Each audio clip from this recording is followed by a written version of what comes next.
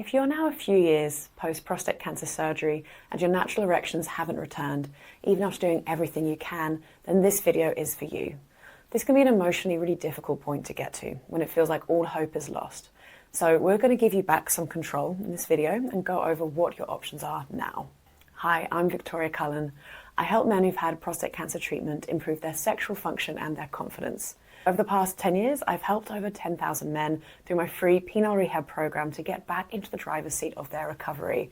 And I also run a private membership called The Hub, where you can gain access to ongoing aftercare, support, and guidance. So today in this video, we're going to look at what it means when natural erections haven't returned after several years post-prostatectomy and what choices you have from here. We're going to cover three things. First, the honest reality about nerve recovery. Second, the physical intervention pathways you might consider for erections.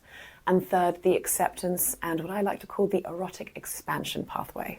So waiting to see if your nerves will wake up can be agonizing. I hear that from men all the time. It's natural to want really clear answers, but this recovery is completely individual, and here's why. The truth is, we still don't know exactly why some men regain natural erections and others don't, even after the same nerve-sparing procedure. And I know that's not easy to hear. And at a touchy subject, we focus on hope and what you can actively optimize. But there is also a reality here about what sits outside your control.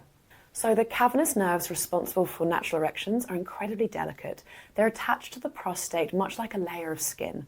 And every urologist is doing their absolute best to preserve as much as they can during surgery. But the pathway of those nerves here is different for every man. And here's Professor Declan Murphy, a urologist, explaining that in more detail. We've published a lot of papers about the anatomy of these nerves. We've studied them very intensely in patients. So we have, precautions we can take about how we handle them, not using, cautery and so on and so forth near them. But even if you do all that and the nerves, and you sometimes look down into the pelvis and go, oh, they're beautiful nerves, and then they disappoint you by never get going again. So there's a lot we don't understand. The nerve supply is very variable. It's not like there's a freeway down there and that's the way that Google Maps will take you to it and they're the nerves and they're not the nerves. It's not. It's very variable. Things tend to move around a little bit. So if you were told you had nerve-sparing surgery and you're years down the track and natural erections haven't returned, this doesn't mean you did anything wrong with your rehab. It doesn't mean your surgeon did anything wrong either. It simply means your nerves may not have been spared as originally thought, were too damaged during the procedure to come back online, or there may also have been some other factors in the mix affecting recovery, such as, for example, having erectile dysfunction prior to surgery, or potentially developing venous leakage afterwards. Now, just quickly, before you decide this is definitely your situation, I highly encourage you to watch my video on what to do if you're not seeing progress. That video is going to help you check whether there are subtle signs you may have missed. And I say this because I've seen men make a few targeted tweaks or start measuring with something like the Firmtech Tech Ring, and their trajectory suddenly shifts. So that video will walk you through all of those steps. But if you're definitely feeling like all bases are covered, then the more helpful question becomes, well, what kind of sexual life do you want? Because you still have options, and in fact, you have more control than it may feel like right now. So at this point, it comes down to what you value the most. And there's no right or wrong answer here. So I've had men email me to ask, are erections important? Is it okay if I just don't care anymore? And that's in part, a very individual answer.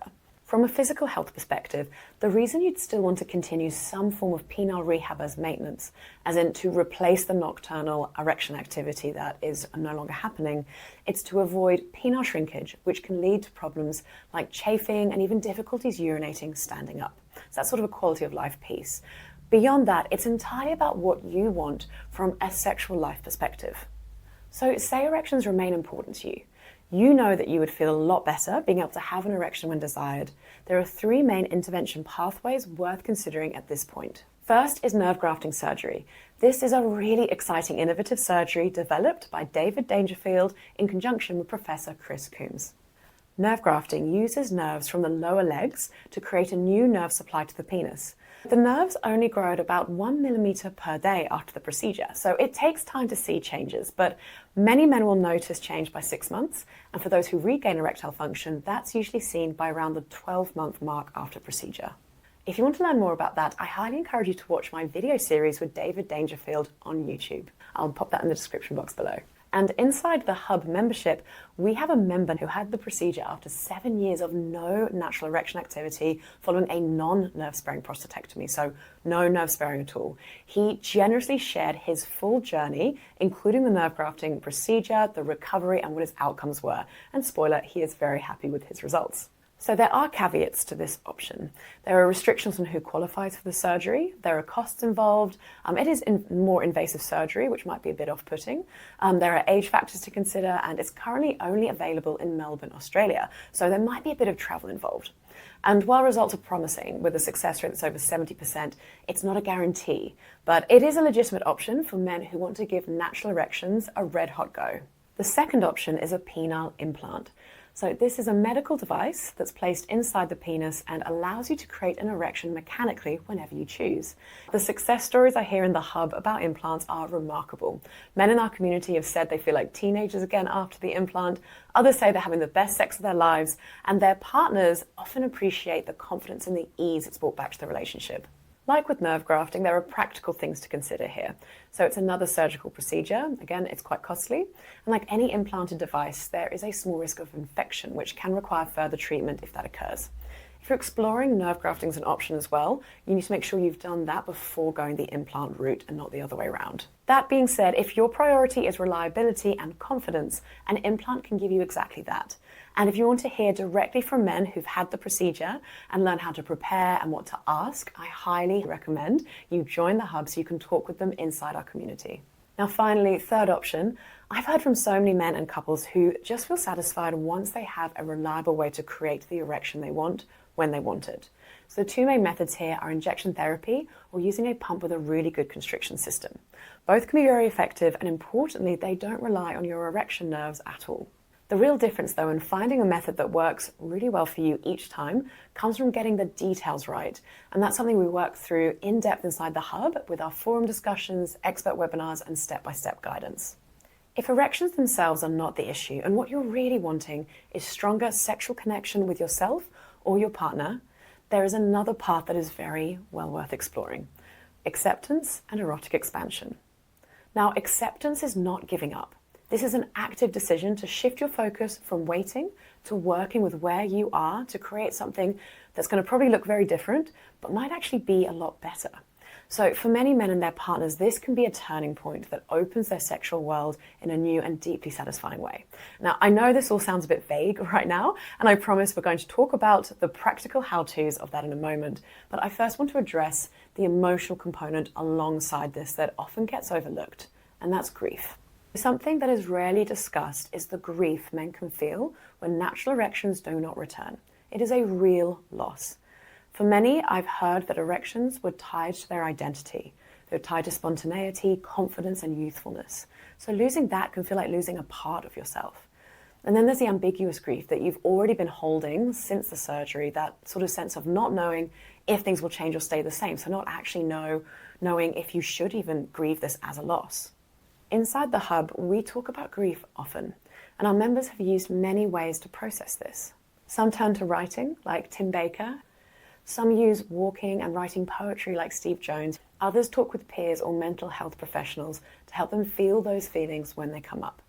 Here's what Rochelle, sexologist and counsellor, beautifully said in one of our recent Hub webinars when it comes to grief. You've got to feel the feels. If you try and push the feels away for, using overworking, doing too much, exercising till you drop, alcohol or other substances, they're still there. They're still there. So it's just putting a Band-Aid on. It's just masking what's there, and it will come up and bite you later. I had someone once say to me that, it's like a lion, that you will never outrun it, and eventually it's going to come and bite you.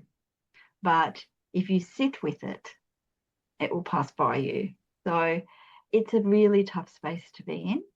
And I don't think I know anyone who has not had some level of grief or trauma around their diagnosis. And the thing is that you might be traveling along really well, and then just something like that, something will remind you, a memory or a smell or something will bring the grief up, and you just process it. So as men and couples move through that grief, I've often seen something new begin to open up. Curiosity returns. People often start exploring the parts of sexuality that are still very much alive, such as pleasure, touch, connection, play, intimacy, orgasm.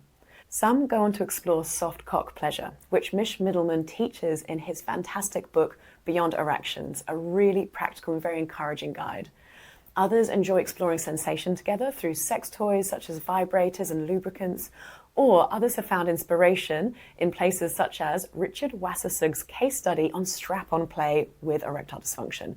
This piece is extraordinary. I highly encourage you to read it, and it shows just how adaptable and creative our erotic pathways can be. And if you want step-by-step guidance, in the Hub we have a suite of courses by sexuality clinician and sex and cancer expert Tess DeVez. These are amazing. They give clear guidance on how to discover new ways of enjoying intimacy and touch without any pressure on function or performance. So I think the main message to keep in mind here is that the body is wired for pleasure and connection. It's remarkably flexible and it doesn't mind how that pleasure arrives.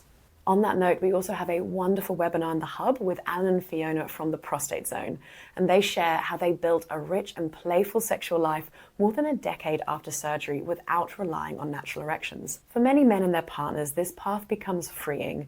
It softens the performance pressure, restores confidence, and can bring sexuality back into their own hands. And it's not an either-or path when it comes to this mindset. You can weave this kind of exploration to any stage of recovery alongside whatever options you choose. In fact, I highly encourage it.